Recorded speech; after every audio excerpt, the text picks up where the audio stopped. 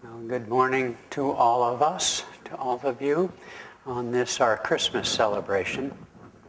If you're a news media kind of person, it's practically eclipsed by another star, not the Star of Bethlehem, but Star Wars. And it seems like war and entertainment grip the popular imagination far more readily than some deeper stars. But if we could put such talent and creativity and resources in this story, the story of the Star of Bethlehem, I can imagine the opening script scrolling across the screen saying, "Long, long ago, in faraway Galilee, a child was born." Well, anyway, just a thought. The story continues to grip us, not only because it's a tradition, but because it silently speaks to us in a language that, in fact, we're not accustomed to. Despite the attraction, the fear, the amount of energy and interest being given to our troubles on our planet this day, I feel that there is a silent tsunami of peacemakers rising slowly and inexorably, as if to rise to the occasion of the challenges we face. You know, our language, our way of thinking is very much rational. When this country was founded long ago in the 18th century, it was the height of the so-called age of reason.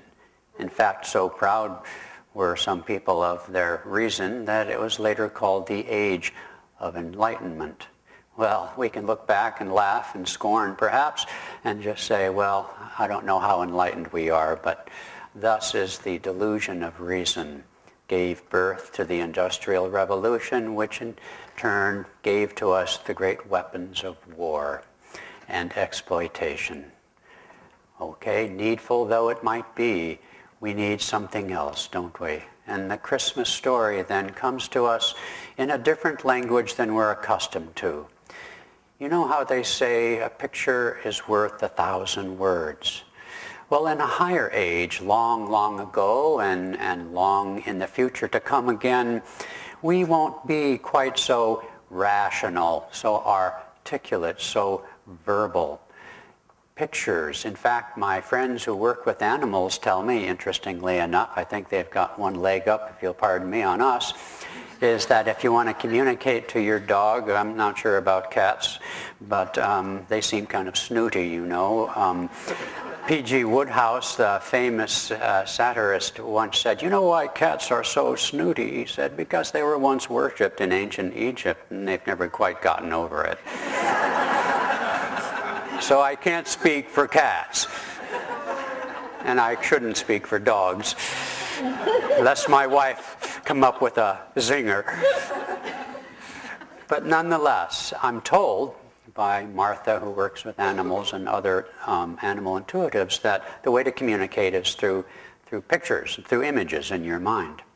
And so this great and enduring story has for us images, as I say, from another era, from another time, but a message that grips us nonetheless. When we think of the Christ child being born, no room in the inn, we're touched in ways that are very human. And what does it say to us? Maybe it was 2,000 years ago. Why should such a story even be relevant? Why should the great story of the Ramayana from ancient India still grip the imagination of the peoples of India in their diaspora far and wide on this planet now today, and other such great stories? Because the birth of that Christ light, the message is, as St. John put it rather more clearly than the rest of the New Testament, he said, "And as many as received him, to them gave he the power to become the sons of God."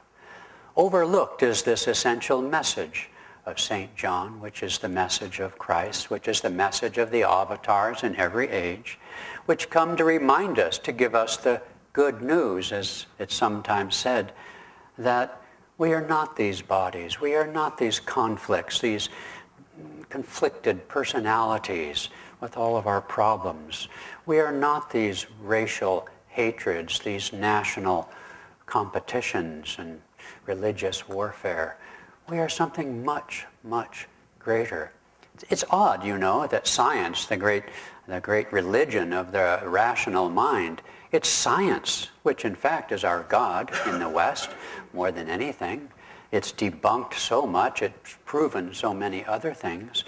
It's our science that opens us to a vast vista of scientific material realities, which are so vastly beyond our little human petty lives that we can only think one of two things: either that they're human and petty lives and not worth a thing and there's no meaning to anything, or perhaps there's another message. And maybe that message is the same message as Christ, the great Christ-like saviors of humanity down through the ages have always given us. As it says in India, in ancient scriptures, Tattvamasi, thou art that. And the solution to the problems of mankind aren't going to come through legislation. They certainly aren't going to come through warfare, though we're bound to see a great deal of that before the play is over. It's going to come from a change of consciousness. And it's as if a great light has once again descended on our planet in many ways, but certainly in human form at least, and articulated through the path of the Kriya masters, through Yogananda, who came from India, sent here by Jesus Christ through Babaji, to resurrect the technique, the scientific technique of direct perception of the indwelling deity in our own hearts. You see, Jesus came and gave his teaching, but the second coming of Christ isn't the return of Jesus Christ in human form, though Yogananda taught that he many times has come again, but nonetheless, that's not what his reference was. His reference was to the birth of that Christ within ourselves, in our own humble manger. And so, like the three wise men, the story tells us that if we seek that awakening, we have to journey far. We have to be willing to give the greatest gifts of our mind, the gold of wisdom, offering into a higher wisdom, the frankincense of our heart's natural love into a pure divine love, and the effort and energy and self-discipline of the bitter herb, at least bitter to the ego, of, what's the other stuff? Myrrh, yeah, right, okay. Don't care for it much. This is what the wise men tell us. And the shepherds, if we would be a shepherd to a flock, whether it's our family, whether we're perhaps a spiritual teacher, whether we're a leader in some capacity, if we want to help others, to uplift them in any way, what do the shepherds tell us? Wear the humble garb of inner peace. Live in the hills of solitude, introspection, guided by the star of intuition, communing with the angels of our own higher nature. It's not that complicated, but in our time we have to dissect it, don't we, rationally.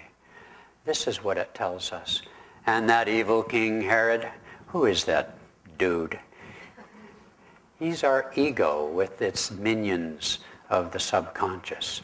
Our prenatal and postnatal tendencies, the way we've been raised, we're white, we're black, we're red, we're yellow. And Yogananda used to say, well, gosh, just take off the skin and we're all red inside. And so that ego, it wants to defend its turf. It doesn't want another possible king on the throne, the king of our own soul, which is one with all, a spark of the infinite. This is a universal teaching, but it's come to us now in an age when we can receive it in our rational mind. But we have an issue. Too many people, we can say, oh yes, it's all one. We are all children of God, and well, then what's the point? In other words, so many high-minded people, people of goodwill, of high intelligence, seeing through the veil of those things that seem to separate us, difference in races, religions, cultures, and so forth, and seeing its universality, think the game is up. That's all they have to do. They've pierced the veil. That's the delusion of the rational mind. Like Descartes, to paraphrase the poor fellow, I think, therefore I am. I've done it. I've seen it. I know it. I am and know it all. You see, we have lots of people down through the ages who ascribe to mere belief. They thought the world was flat, didn't make it so. Gravity operates whether or not we believe it. And so those who, in the name of intelligence and even goodwill, ascribe to the thought that it's all one, so, I don't need to do anything, are simply reaffirming the old style, the old form of mere belief. What's needed today in the silent tsunami of peacemakers is to embrace what seems dichotomous to the rational mind, to embrace something we've never seen on this planet before, which is how can I commit myself to a spiritual way, to a spiritual path, and retain the universality of consciousness. First, illumined by universality, we think we've achieved it, but we've achieved nothing. The rational mind has only given us a century of world wars, and they're still going on. The rational mind has only given us the power to destroy ourselves, to exploit our planet and one another. No, something else is needed, and that something else is right here. This is the stable. This is the manger. And the darkness is the silence behind closed eyes. The darkness is the willingness to put aside all our ego-active tendencies, and yes, all the important things we have to do, nothing wrong with any of them, but to set aside and meet our daily appointment with our Creator, with the reflection of the Creator, otherwise beyond creation. The only begotten Son of God is not a human. It's not Krishna, Buddha, Yogananda, Jesus Christ. They achieved oneness with that reflection, but the reflection of the Father resides at the still heart of every atom, every molecule, and more importantly, every heart. And to be born again, to be baptized truly, is to give birth to that Christ light in the stillness of our heart, in that humble place where they didn't get a hotel there in Bethlehem because it wasn't right. They weren't supposed to go to Hotel California, so to speak. They weren't supposed to have a luxury suite, because this light within us isn't born with riches, fame, comfort, pleasures, and so forth. It's formed when we step away from all those things which entangle us, whether they give us pleasure or success or prosperity, or whether they give us suffering, it all equals zero in the end. Whatever it may be, to set it aside in the name of a higher power, in the name of a higher ideal, in the name of a higher state of transcendent consciousness. This is the humble manger of our heart. And that spirit of Christmas that affirms our connection, which we joyfully celebrate in the festivities, then extends from that intuitive recognition that we have difficulty articulating. And even if we can articulate it well, means nothing until we realize it, until we become it. And this is what's needed. Blessed are the peacemakers.